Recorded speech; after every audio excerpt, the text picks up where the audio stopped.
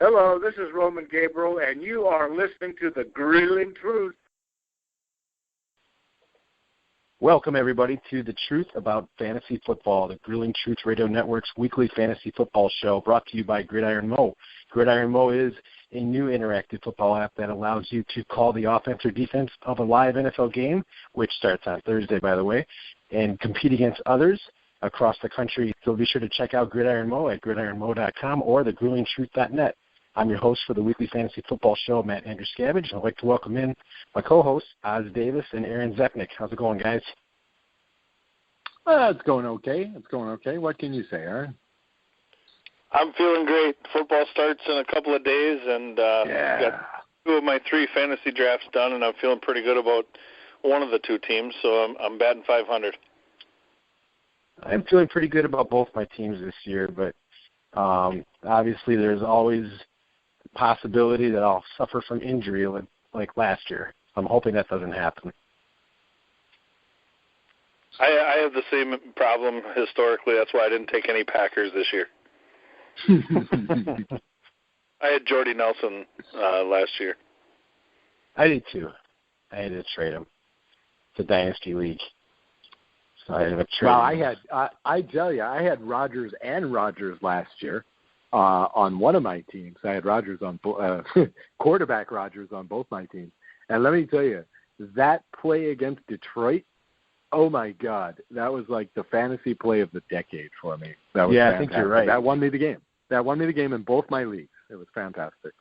I was convinced I was going to lose until the last second of Monday night. It was fantastic. It was one of the greatest moments of my life, right after the birth of my children. You know. Well, at least you have some priorities there. Your wife doesn't listen to the show, does she?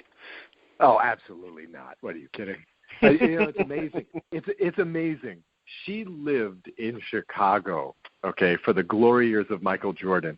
She still asks me whether the Bears play football or basketball. Okay, yeah, she clearly doesn't care.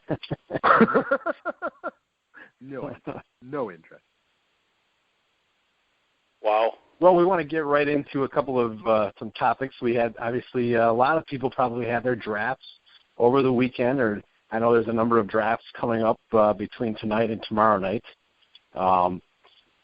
So, I feel like I got a pretty good dose. I've sat through two of my own drafts and another person's, and I've got a pretty good idea of how most drafts are relatively the same. Obviously, there's differences, but I think I didn't really see a lot of craziness, although I definitely saw some. But I'm sure you guys saw. From what I've heard, you guys have seen some real craziness. Absolutely. I didn't know who George Atkinson was till last night.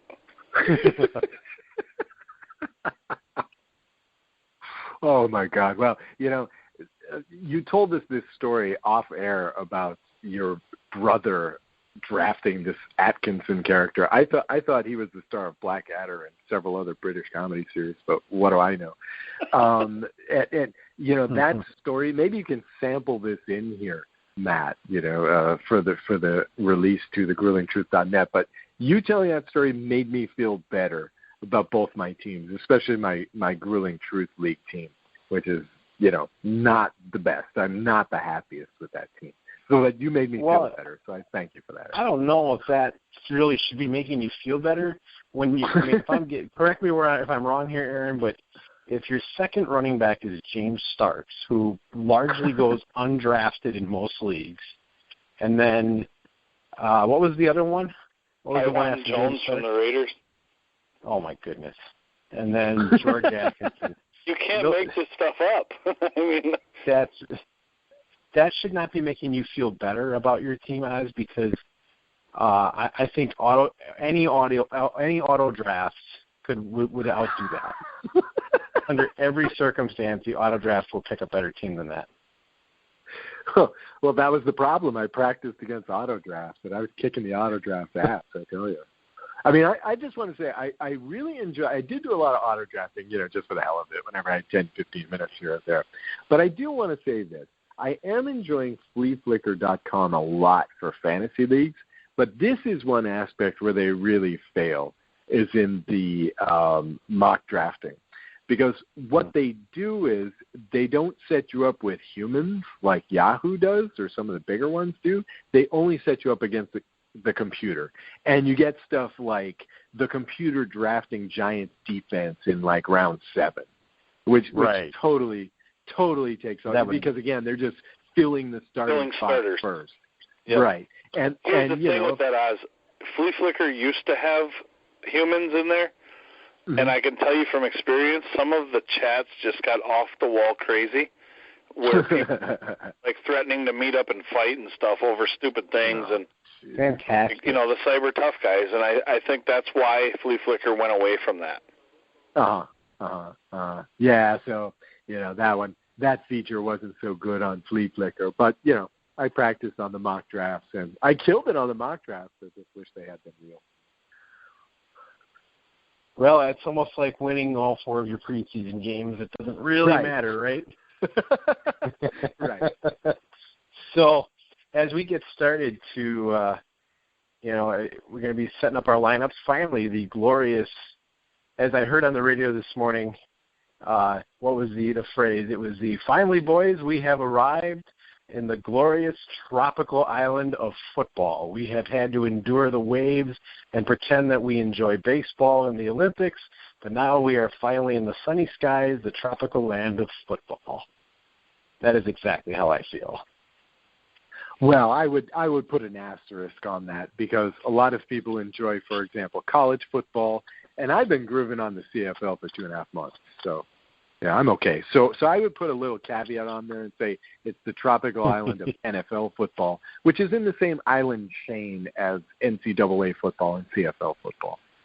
Right, but it is football season. That is what we love. Yes, this is true. It feels like football season now. Like I say, the colleges are starting, the high school teams are starting ball, and in fact the CFL is into its second half, which is where things start to get really interesting. So yeah, I would say yes. Football season is a good description of what's happening. Yes. So what are some of your guys' key start them or sit them? What do you guys like in your matchups this week? Go ahead, Oz. Okay. So are we talking within our own teams or just in general for the league? In general, I would say if you are there some matchups out there that, pick either a start or a sit, like absolutely start this guy this week because of this matchup, or absolutely do not play this guy under any circumstance? Okay, well, here's one of mine, and I've been sort of pumping this more and more as we've been doing these early podcasts here at Grilling Truth. I think that if you're not especially strong at tight end, I like Martellus Bennett. I think he's the second tight end on a lot of teams, and it's really difficult to predict how Patriots are going to perform. But if you're kind of iffy on your starting tight end, I would throw in Bennett this week. I think, again, we're going with the rookie quarterback tight end dependency sort of mode. I know that the Patriots have not gotten a lot out of their running game in the preseason. I'm not sure how confident they are about that aspect of the game. And I think you're going to see a lot of tight end sets in New England this year. I think through this first 4 weeks, Bennett is going to be a good substitute play if you don't like your tight end. Unfortunately, the other tight end I like in week 1, I also have, and that's Gary Barnidge against Philadelphia. I think betting against Philadelphia is going to be a real good play early on. I think that this is a team that has had Chip Kelly run a buzzsaw through it. I think it's going to take them a while to find their feet. And so I think they're going to be pretty easy fodder for some offenses and defenses early on this season. So I like, at your tight end spot, I'd say Barnidge or Bennett. There you go. There's my pick of the week. All right, so you like your tight ends. Okay. How about you, Aaron?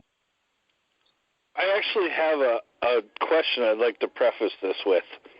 So here's a scenario that I'm sitting in my big 12-man league. I have Arian Foster against Seattle, and then I also have Thomas Rawls against Miami, who will split carries with Christine Michael, and I'm torn, to be quite honest with you. I don't know if I should go with Foster, who's the number one guy on the depth chart, or if I go with Thomas Rawls, who's playing Miami, who gives up a lot of touchdowns historically on the ground, and I think that Seattle will be ahead. So what would you guys do if you were me? Can I have that? Are these your top two backs? No, I have Devontae Freeman, and then I'm wondering, do I start Foster or Rawls as my RB2? Okay, so you have Freeman, and then you want to start one of these guys as your RB2. If I was doing it, I have a question mark as to how much playing time Rawls is going to get coming off that injury week 1. I would probably just gamble with Foster just because he's at least going to get chances. Okay. I don't know that you got a lot going on either way. I think it's a rough matchup either way. But, from what I'm hearing, you're right. Christine Michael's going to get more carries, and there's a question mark. I think Rawls is going to be active, but I don't know. I did read some report that he may not even be active this week. Well, that would make it very easy. Yeah, I was just going to say, then your decision will be easy. Yeah. But that's a rough. I think it's a really tough one either way because I don't know that Foster's going to give Miami much at all. Well, I would like to answer that, but I would preface my answer by saying I almost always lose in week 1. I make a point never to bet games in week 1 either. I always like to see what's going to happen. But the Rawls question, of course, is how many touches are they going to give him on the goal line? Because I think those are the only quality points you would get out of him in this game. I think you can depend on your other option for points much more readily than Rawls, at least in week 1. But on the other hand, Matt is also correct because I think Rawls is going to get more touches potentially. I think that Seattle's going to get a lot more opportunity to run the ball. But you got to tell me, is Rawls going to get the touches at the goal line? And I'm thinking I kind of doubt it. Even if he does play, I think Michael is going to get the goal line carries. All right. So I think all I got my signs point question to Foster. answered. Now I can blame you guys if I lose because of my RB2. Feel free. My sit-em. We didn't draft these guys, though. I'd like to start with my sit-em. I would sit Baltimore's running backs, Forsett or Terrence West. You don't know really what's going to happen there. I'm a little iffy on how good their running game is going to be, first of all. Second of all, they re-signed Forsett after cutting him. I don't know if that was just to renegotiate a contract or what that was all about. But I'd be leery at starting either one of them if you don't have to. Also, the Jacksonville Jaguars running back situation, T.J. Yeldon, Chris Ivory. Ivory has been historically a goal line back, but I think that's Yeldon's kind of strength too, is he got a lot of touchdowns. But until you see what their running back situation is, if you have to sit or start one of those guys, I would sit them for week 1 until you figure out what's going to happen. I had Duke Johnson as a sit as well, just because I don't know how good their running game is going to be in Cleveland, and he's going to be splitting carries with Crowell, and I just don't like their matchup I like their matchup, but I don't like having to guess and running back by committee who's going to get the goal line touches, who's going to get the big carries when they're needing to run the ball. Yeah, see, week 1 can be such a crapshoot with regard to tight ends and running backs. It really can. Yeah, and the stardom, I would start Dak Prescott if you're sitting there with 2 quarterbacks. Like, if you're a guy that waited in your draft for a quarterback and you're sitting there with Prescott and, say, Mariota or Jameis Winston or, anyone like that, Andy Dalton, Tyrod Taylor, Fitzpatrick, any of the lower-tier quarterbacks, let's call them, I would start Dak Prescott because I think that he's looked really, really strong in the preseason. And I think, with Des Bryant and Terrence Williams and Jason Witten, they have a lot of viable options in the passing game. And I think teams are going to key on Ezekiel Elliott early because Dallas's offensive line is so good. I think they're going to really try to stop the run, and I think Prescott's got some plays to make in the passing game. I think that's an awesome call. The PR on this guy, the way that these guys talk about him, both on camera and in written pieces, is just amazing. They love this guy. Plus, there's that element of nobody has game footage on this guy. He's going to be very difficult to plan for in week 1, 2, maybe even into week 3 and 4. He's going to be a tough play. If he can play quarterback, he's going to be difficult to defend. He might be able to throw at will. That's a very good call. Unfortunately, I have him in both my leagues, but I also have Blake Bortles in both my leagues, and I'm unwilling to sit Blake. I'm in the same boat. I actually have Bortles and Prescott in my big league, and I can't sit Bortles. Even though he is playing my Packers, I can't play. I can't sit Blake Bortles. The other guy that I would definitely start is a guy from Cleveland that you mentioned, Gary Barnidge. I have him in one of my leagues, and I will definitely be starting him. My other tight end is Dwayne Allen, but I will be starting Gary Barnidge over Dwayne Allen because I like the matchup. Yeah, I would agree with that too. I think you could. I think in that matchup, both tight ends are going to have good chances. Zach Ertz from Philadelphia and Gary Barnidge from Cleveland. I would be comfortable playing either one of those guys, especially Barnidge. But yeah, Aaron doesn't believe in Zach Ertz. He didn't even draft him in the Grueling Truth League, and he named his I don't believe in him either, but I think in this particular matchup, I think this is a favorable matchup. I don't really like Zach Ertz. I would not draft him myself, but if you have him, I think this is one week where you'd probably feel comfortable playing him. Mm-hmm. Yeah. Didn't you draft Zach Ertz? No, I picked him up on the waiver. I picked him up afterwards. I forget who my original tight end pick was. It was nobody of consequence, my backup tight end. And so I went and I picked up Ertz. Yeah, because you got to trade him for Gronk. You got to trade Gronk for him. Let's be real here. I have two tight ends because I was trying to log my son into Flea Flicker, which I was having trouble doing, so I missed my first few picks. So I actually forgot that I had Gronk, and then Travis Kelce was still sitting there in the 5th or 6th round, and I picked him. Wow. Yeah. So I have Gronk and Kelce, and I have Antonio Brown and LaShawn McCoy to go with that, and Drew Brees. So I think my team is going to be okay. The flex includes the tight end, so there you go. There's your Gronk spot. Yeah, I mean, what do you guys? What do you guys think of one of the guys I'm thinking about to advise starting is Spencer Ware against the Chargers defense? That's not a bad gamble, but there's so many different running backs there. I mean, Charles is probably going to be out, I've heard. But you got Sharkhandrick West, you have Spencer Ware, and I'm pretty sure they kept Niall Davis as well, didn't they? Yeah, I've just heard that Spencer Ware is going to get is the primary back. But if he doesn't get off to a good start, I could see Sharkhandrick West getting a lot of carries in the later part of the game. It's a gamble, but the Chiefs are going to run a lot. You know they're going to run a lot, and against that Chargers defense, they're probably going to run a lot successfully. So, I mean, it's not a bad play. You might not hit the jackpot, but you might get some points out of that.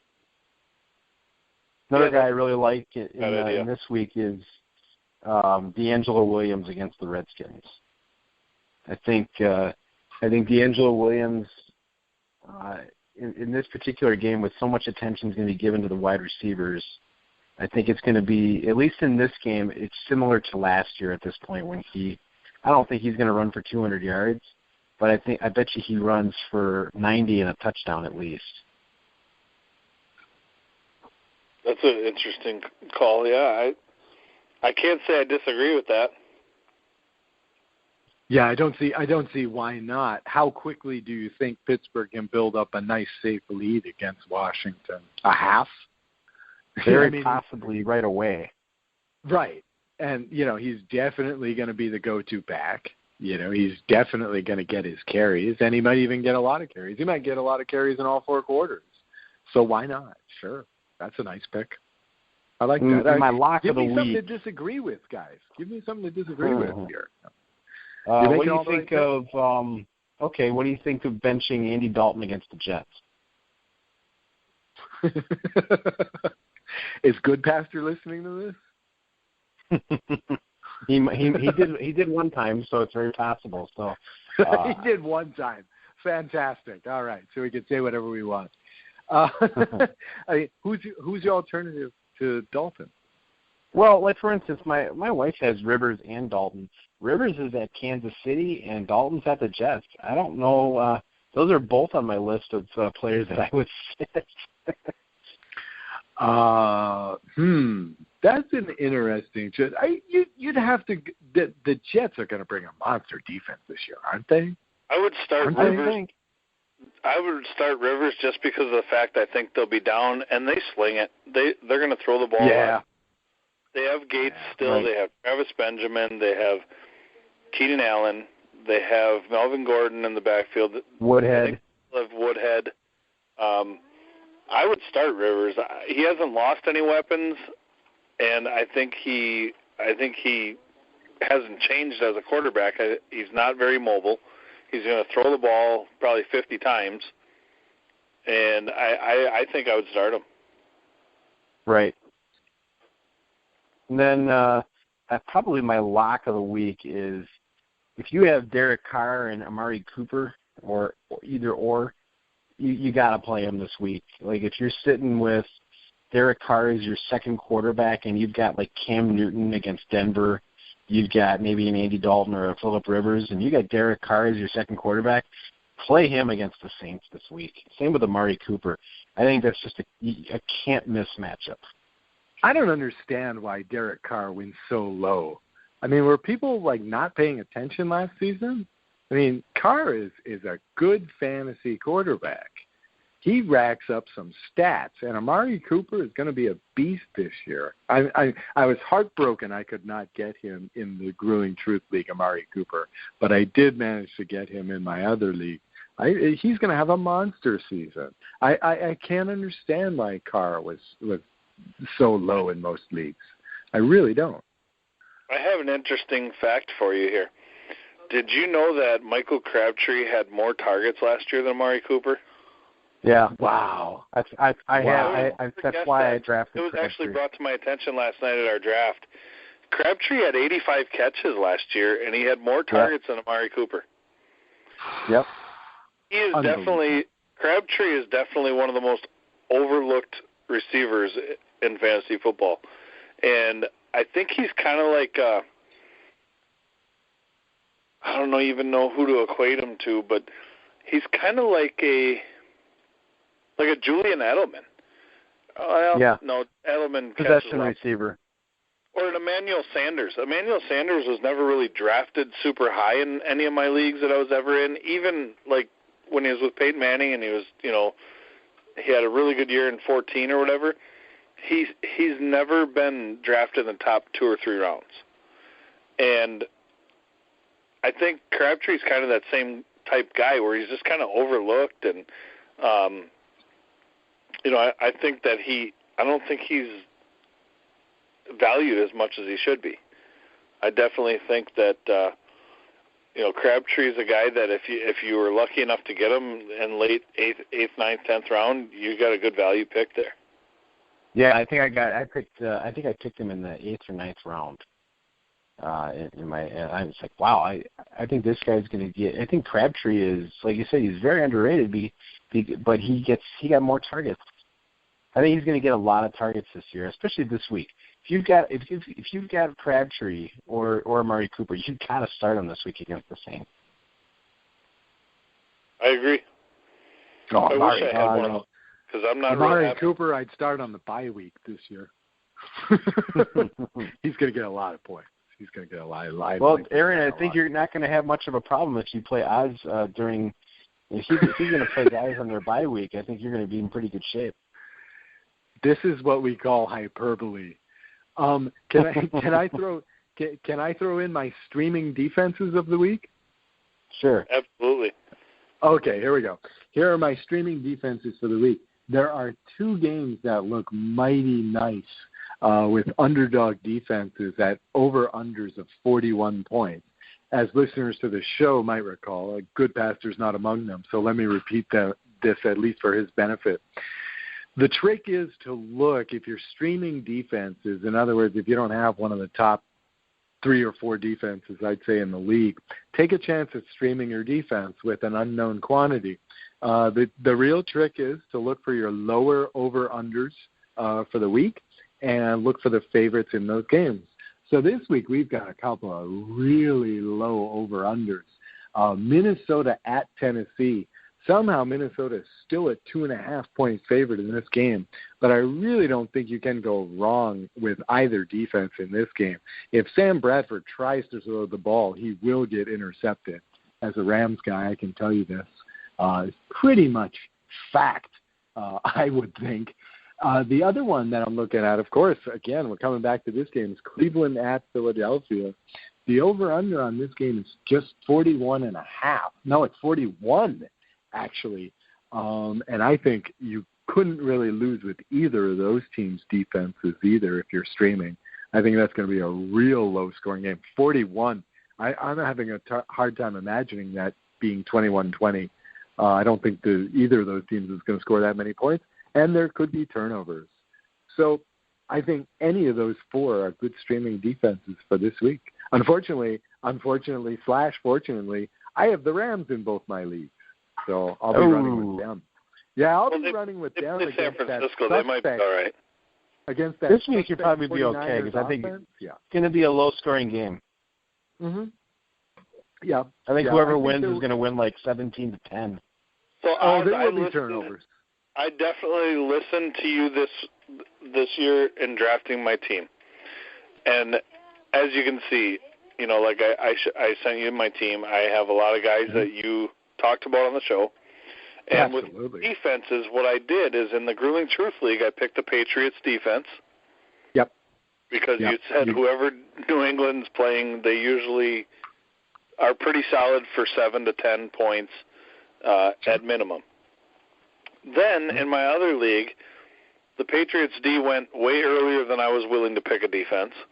So what I did is I picked the 2 defenses in the NFC East that play the rookie quarterbacks twice. Oh, right. I picked the Redskins and the Giants because if Dak Prescott doesn't work out, he has to face the Redskins and the Giants twice. So does Philadelphia. I don't like Philadelphia's offense, and Washington and the Giants made a lot of improvements to their defense, and I think that's going to be a sleeper pick for me. Honestly, they have Janoris Jenkins now from the Rams, and I think they have a pretty stellar pass rush, a pretty decent pass rush, and I think that they're going to surprise some teams with their defensive play this year.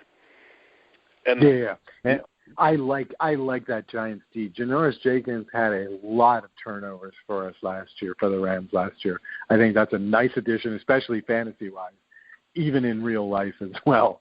I think that's a really nice strategy. That's some nice draft in there, Aaron, I got to say. And I got to say, I like a league with 2 defenses.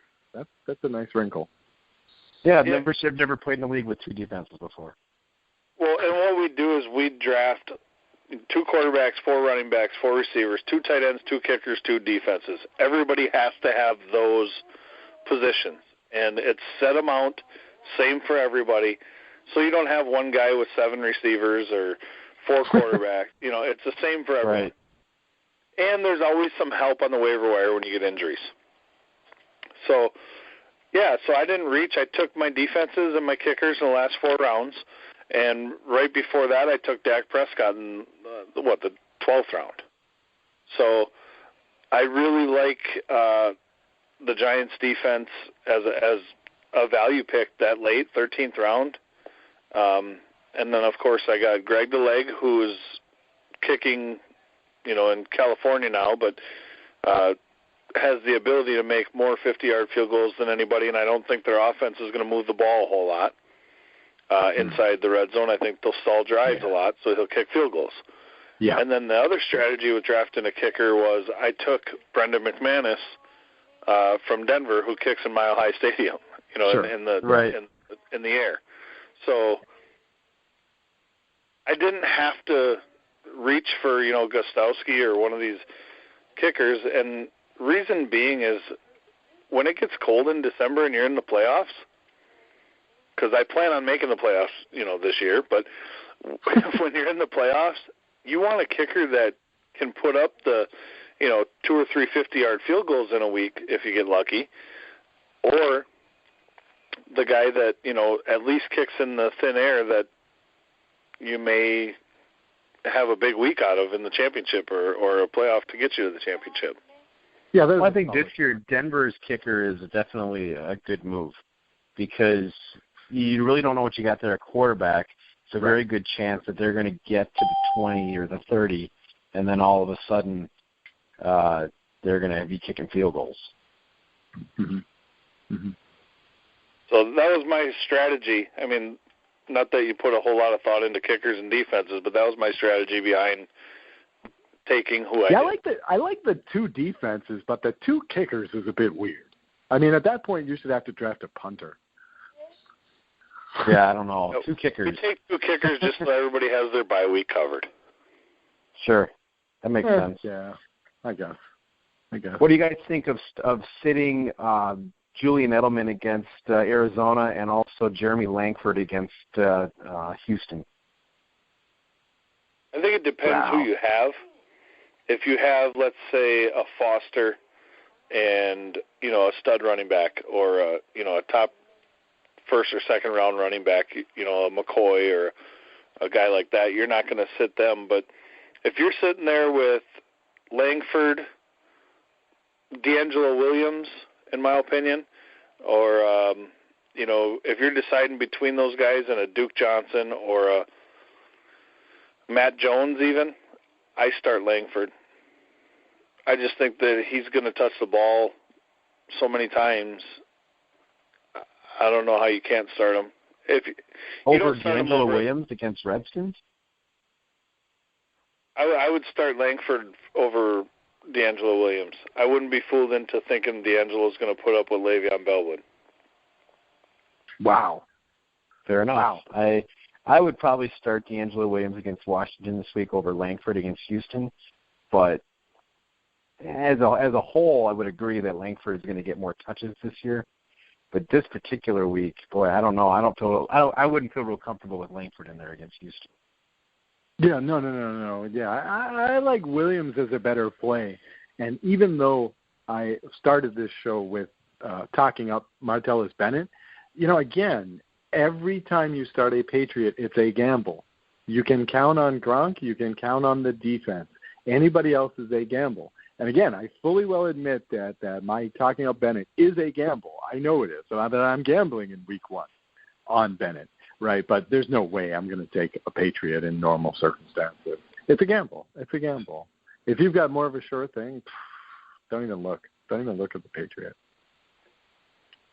I think Edelman's one of those rare cases, though, because he does catch so many balls. Edelman, yeah. If you're in a PPR, you almost have to start Edelman unless you have Julio Jones and, Des Bryant or something. I mean, but even if you have Garoppolo at quarterback, even with Garoppolo at quarterback, it's Garoppolo and it's against Arizona.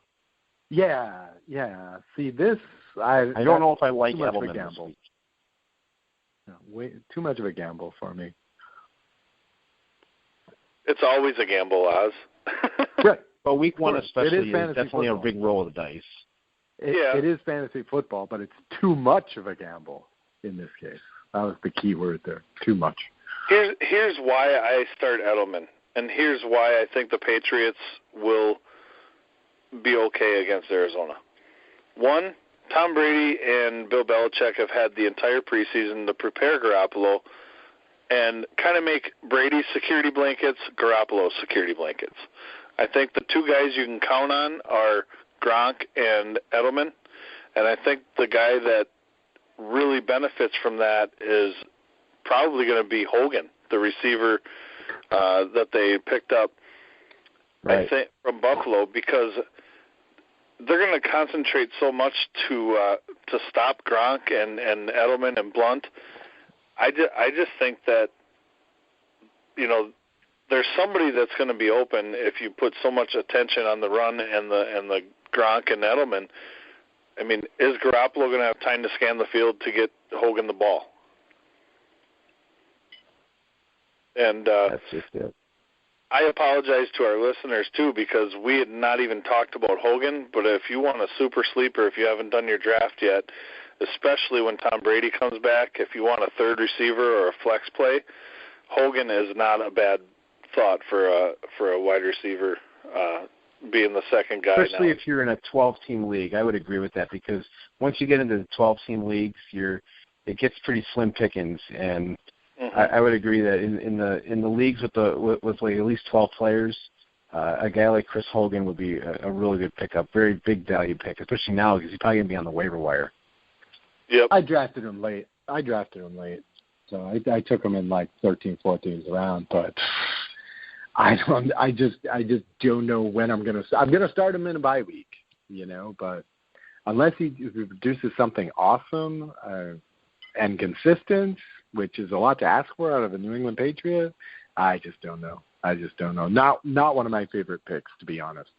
Sleeper pick, yeah, but not one of my favorite picks. Well, anybody else got any start him or sit him? I got a couple obvious ones, but looking for the unobvious ones. Yeah, start Cam Newton, start Aaron Rodgers. Cam Newton's going to be – I don't know how good good Cam Newton's going to be on Thursday. But you still got to start him.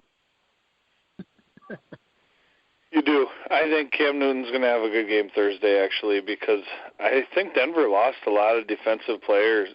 I don't think Denver the same defensive effort or the same results will happen this year with Denver. I don't either. I don't think they're going to be as great as they were last year. I think they'll still be good, but they lost a few guys there. So I think you got to bench any Miami skill players this week at Seattle. Ryan Tannehill, don't play him. Don't play Jarvis Landry this week unless he is like your best guy, because he's going to get shut down. If he's your best guy, you're in trouble.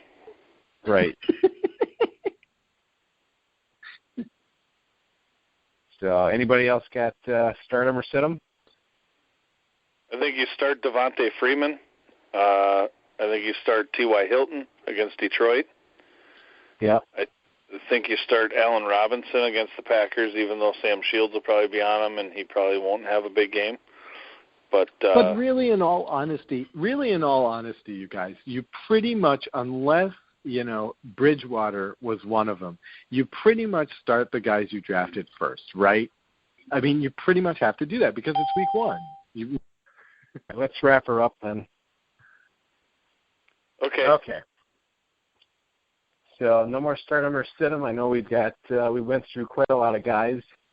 Anybody got any final thoughts before we announce our other shows and sign off for the night?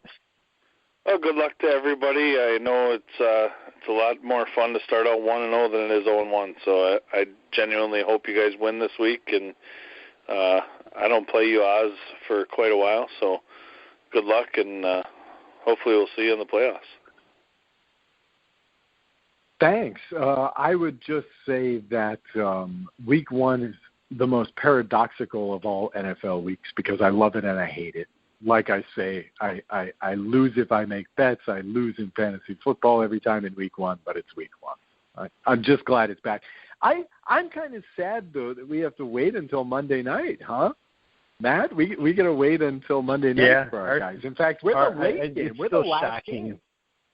It's shocking that they're even on a prime time, but it's a 9:20 game for my time. Well, yeah, but West Coast, man. That's what's awesome about the West Coast.